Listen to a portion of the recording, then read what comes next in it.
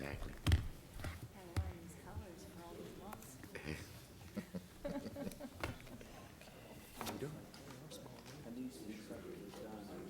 That's right. Yeah, yeah, yeah. Yeah, that's it. Boy, it sound like.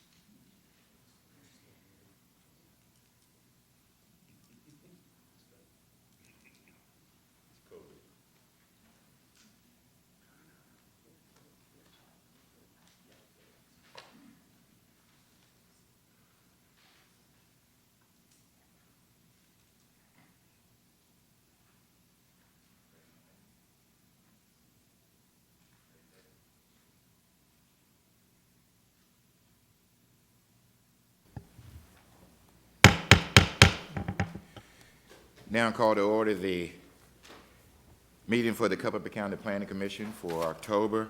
We welcome everyone this evening and to be here and to share with us. And we just want to take the time out before we move to the approval of the agenda. I wanted to, as we do, every October since the acknowledgement of Breast Cancer Awareness Month. I want to take the time out and for those who are watching, also this is televised to encourage those who are fighting the fight to keep on fighting the fight, and those who have lost loved ones, as myself.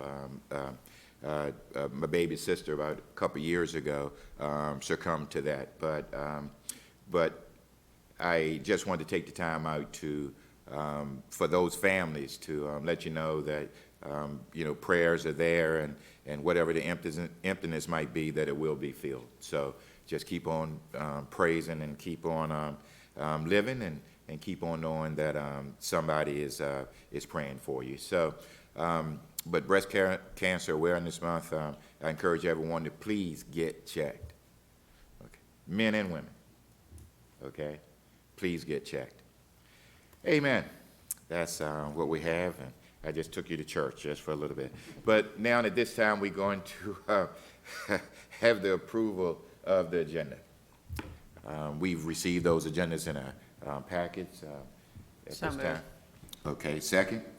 Second. Okay, so the agenda is approved. The approval of the minutes from the September the 8th meeting, and we received those in our packets also. Do we have a motion? So moved. Okay, do we have a second? Second. Okay, our minutes will be put into our record. New business. Moving right along, we have Neil? Go Yes, ahead, sir. Mr. Chairman. The Planning Commission will consider revision to Appendix A, the zoning ordinance of the county code. Proposed revision to Article 17.2, conditional use permit application requirements, and procedures is intended to provide improved guidance to conditional use permit applicants and reviewing authorities. The Planning Commission will determine whether the proposed ordinance amendment is necessary to further the general purpose of promoting the health, safety, general welfare of the public, and other proposed as found in Code Section 15.2, Virginia Code Section 15.2-2283. Mr. Chairman, good evening. Members of the commission, good evening. Article 17 is our conditional use permit section. We've been working towards a potential code amendment, and you're looking at that draft tonight and for a public hearing to receive comments tonight. The Planning Commission has looked at this in work session the past couple of months. We've put together on board docs the most recent or most current draft to reflect some of the comments that we talked about previously. Hopefully you've had a chance to look at that red line version. The red line version basically is a lot of red line because we're looking at Article 17 and creating new code that addresses what I would call mainly existing policies, procedures, the way we do things today with use permits anyway, but now it would be stated in code and clarified a little bit. It is recommended by staff that we move this along when ready, not necessarily tonight, just depends on the comments that we receive. I believe that the code amendment that you're looking at tonight will help establish consistency among applications, give a little bit better defined process for applicants, for the citizens, and then also for the Planning Commission and the board. Mr. Chairman, I know you can't read that screen. That is posted on board docs, but just to kind of briefly run down through the framework as it is drafted currently. The first section, 17-2.1, would establish a pre-application meeting and process. And again, largely we do that today. This would make it a requirement as per code. And that process is typically enjoyed more so for the applicant. It does give staff a heads up with what's coming down as well. But this would be more so for an applicant, just to go over the process, the items that may be needed for their application, and things like that. The next section, 17-2.2, would establish the application content section. It would clarify basically what is needed for an application to be submitted. And you can see there's basically like a list format, and that's almost can be used as a checklist, and staff certainly can turn this into a checklist with an application, but the code is built similarly to a checklist, basically requirements of each applicant to move forward with an application. Next section, 3, but goes over application, section 3 goes over application submission and procedure. There is a small section in the code today that goes over that, and it is largely confusing about timing, how soon we have to process a use permit, 60 days, 90 days, what is it to the board from the Planning Commission, and it's silent on a lot of timing as well. This section would help establish a front-end review period for our office, 10 days, to make sure and deem the application is complete. And then it would move in section 4, you see it towards agency and staff reviews. We do those today. This just spells it out in the code that certain agencies may be involved as far as review, such as VDOT, the Health Department, Soil and Water Conservation District. And then section 5, I know we've talked about this quite a bit, and this would be the Planning Commission review section. Establishes a written, basically, policy and procedure of how to move forward with the Planning Commission with a use permit. And this would be codified. Next section, section 6, under what's labeled substantial application changes or amendments. Basically, this code section would say if an applicant makes a change to their application, a substantial change, it gives the opportunity for the Planning Commission to hit the pause button and say, no, you need to go back to the drawing board, or it's going to increase your time period for review. Section 7 mentions another practice that is enjoyed with most use permits, actually, by the board, and that just lets the applicant know that, hey, the board may put conditions, most likely will put some type of conditions on your use permit, and they can vary, you know, from buffers to landscaping requirements, other improvements, and so on. Section 17-3 is an existing section. That's not changed largely other than to reword utility scale solar facilities to energy generation facilities, and that's just consistent with some of the other code language that's there. Article 17-3.1 is an application. There again, we just exchange special to conditional, just to make sure the word conditional is repeated and we're not interchanging verbs or verbiage to try to confuse anybody. We're just trying to be consistent. We call them conditional use permits. And then the causes for granted extensions is not changed other than using the word conditional. There is a new section called discontinuance of a conditional use permit. Basically just states what is the practice today that a use permit shall run with the land unless the Board of Supervisors imposes a more restrictive condition regarding succession of rights in conjunction with the approval. And then 17-4, there's a compliance section. This is new. There's two subsections of that. Subsection 1 would be violation of permit conditions. Basically says that as the conditions are approved by the board and adopted with the permit, failure to comply with those shall constitute a violation of the ordinance and may be cause for revocation of the permit. The board has talked about that for years, believe they have the ability to do it. This would establish it in writing in code. Revocation of permit, it just goes into the details of that process if the board were to deem that necessary. Mr. Chairman, I'm happy to break that down further if needed. I just wanted to kind of run through that in summary to start tonight. It is a public hearing to receive comments, and of course we can make adjustments as needed and either move it up to the board with a recommendation, hold on to it for a little bit longer, or not move it forward at all. You have options.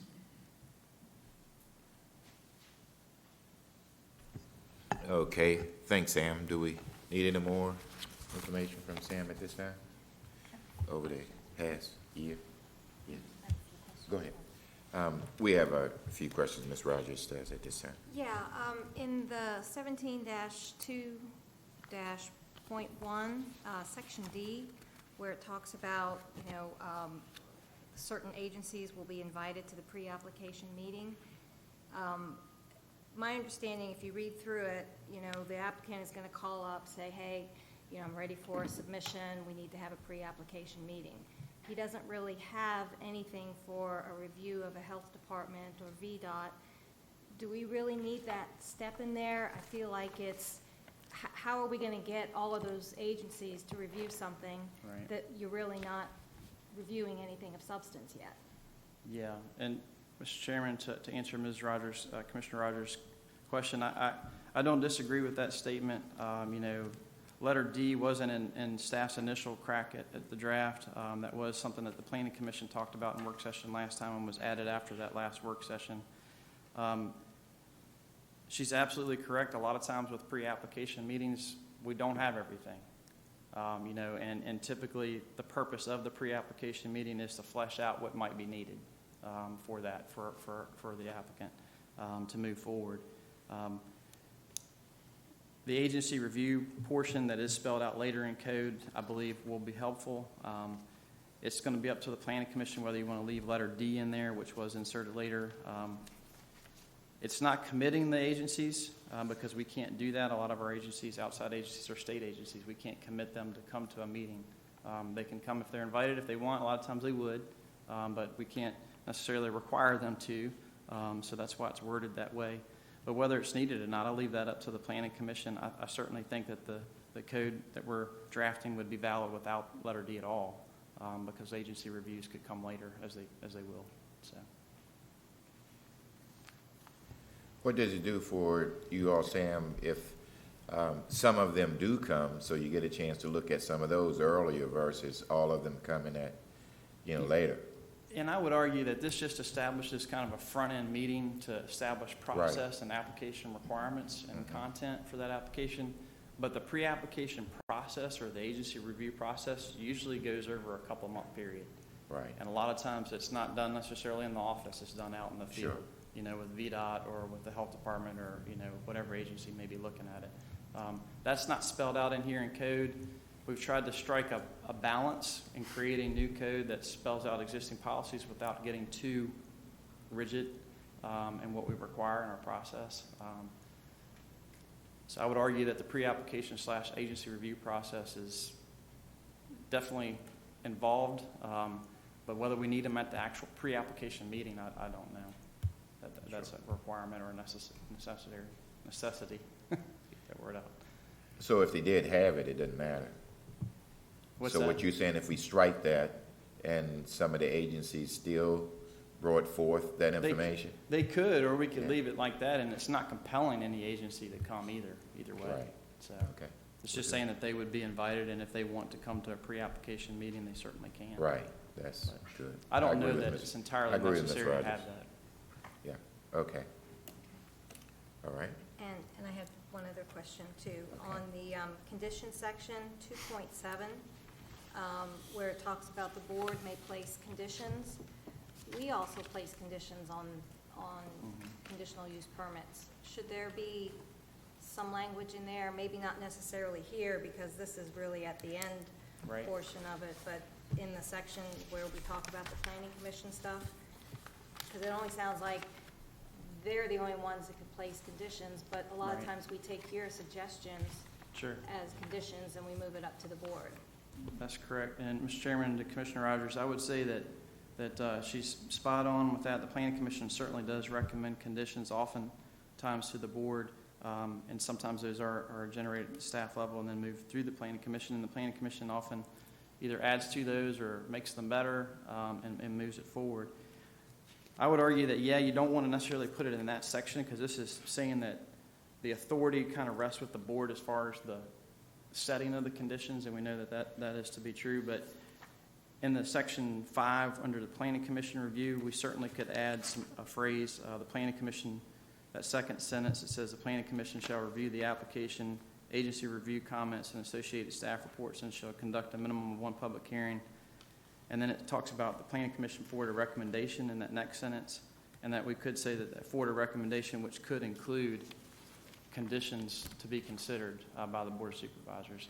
And I would think that would be appropriate to add to that code section there, so. okay. Okay with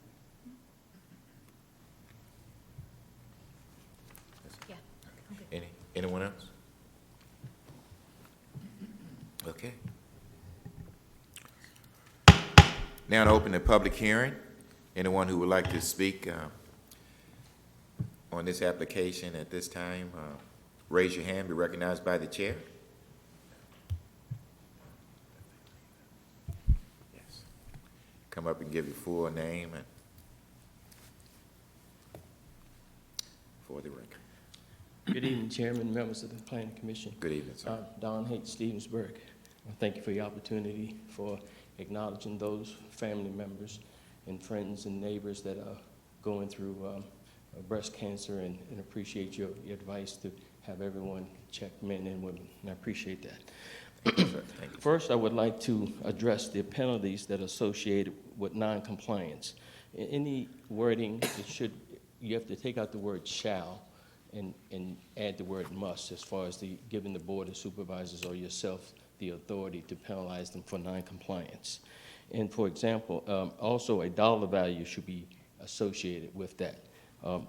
Another example would be larger projects should be penalized more so than a smaller project because their impact is much greater than a smaller project. Because that is the value of the impact. But the wording like that, take out the word shall, because that gives too much wiggle room for people to comply and not comply, and use more definitive language like must. Thank you. Thank you, sir. Thank you. Anyone else?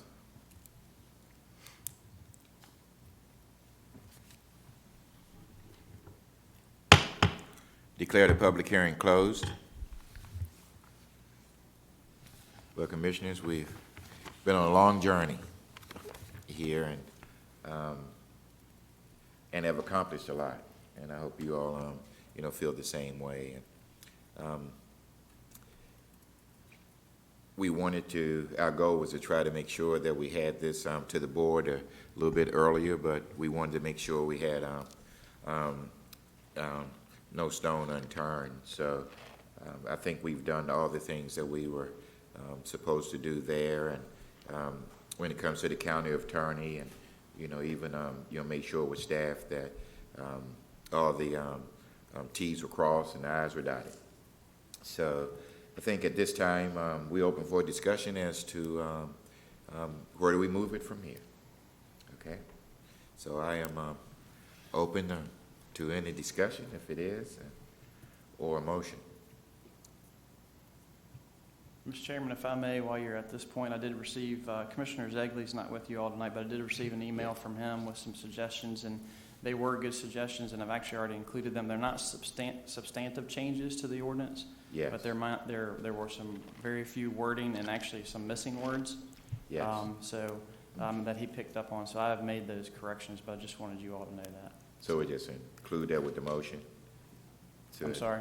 To include those changes with the motion is what you? Except for the one was just more of a comment. The others were definitely grammar corrections, basically. That's what they were. Okay. And we make a motion this evening, then also what Ms. Rogers has presented will also be included in that. It can be. I would argue that you need to probably, because one suggestion that Mrs. Rogers has is for that letter D that was talked about last month, whether you want to leave that in there or not. And then I certainly, I think it's a pretty quick change to the ordinance that we can make moving up to the board about adding that section about when the planning commission shall forward a recommendation potentially or with conditions as recommended to the board of supervisors as well. And that just lets someone know that the planning commission may recommend conditions as well for that permit. That was another, I think those were the two main Right. questions, yeah. Okay. But I would definitely like to hear some discussion on letter D. Staff is fine with it the way it is today. We could change the word will to may, or I'm fine with taking it out. We didn't originally have it in there anyway, so I'm fine with leaving it out. That was D. That was letter D in Yeah. section 17-2.1. Yeah, I think the intent of adding that was basically to make a better, more complete application by the time we get it.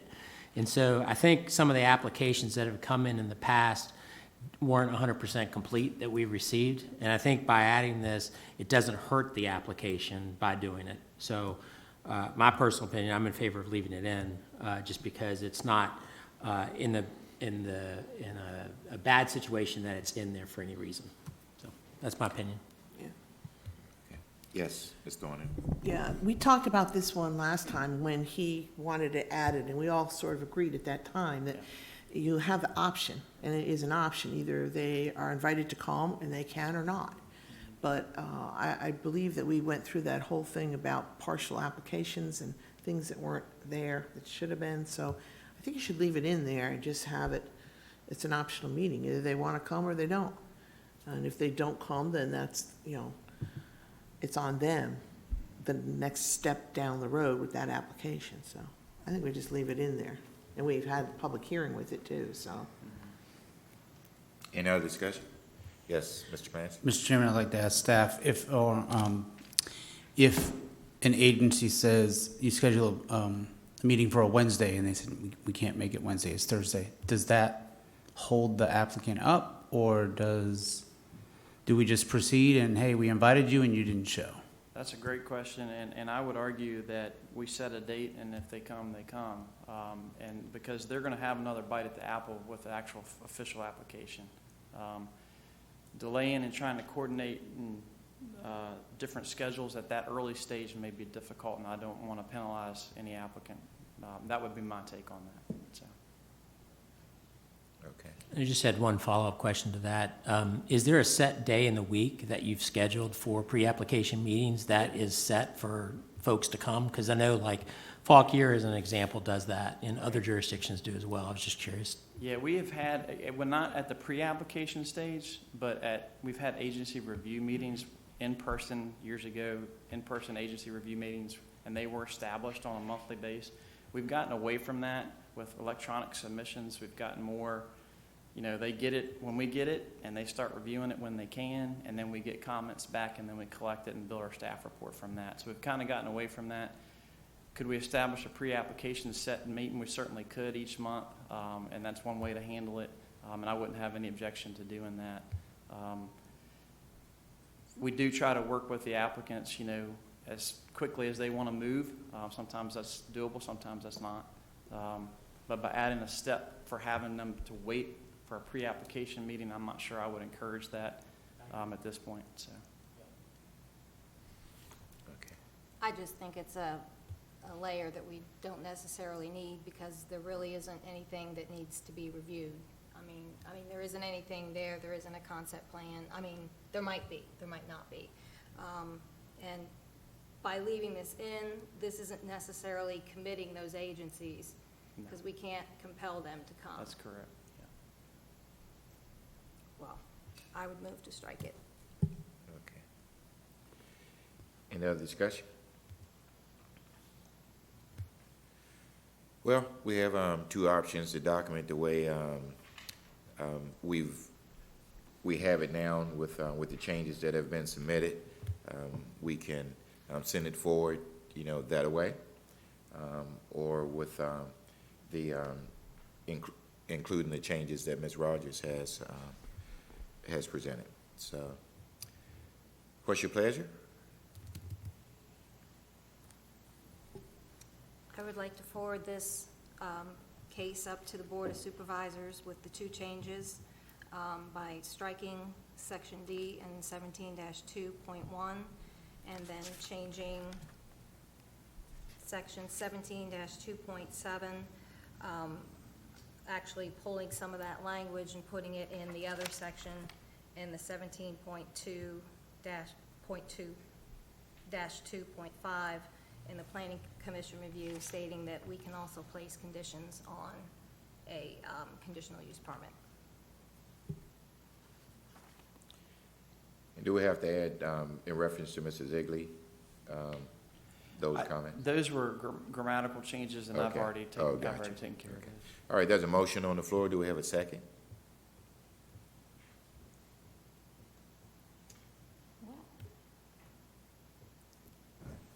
Question, can we split the motion and do, No.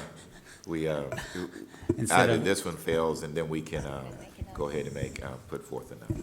Okay. We're not gonna keep splitting up, no, I'm just kidding. Okay, well, no second, then that motion fails. Do we have another motion?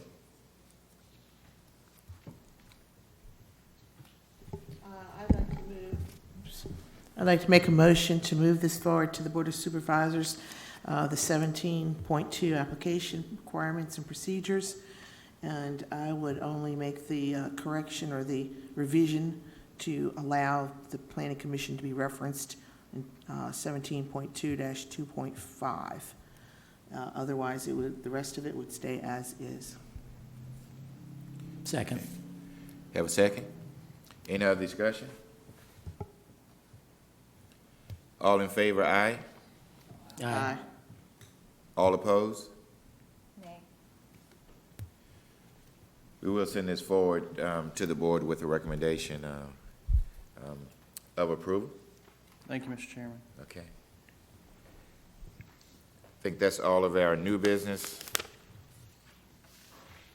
Now we'll entertain a motion to move into our work session. Second? All in favor, aye? Aye. Okay, we're now in our work session.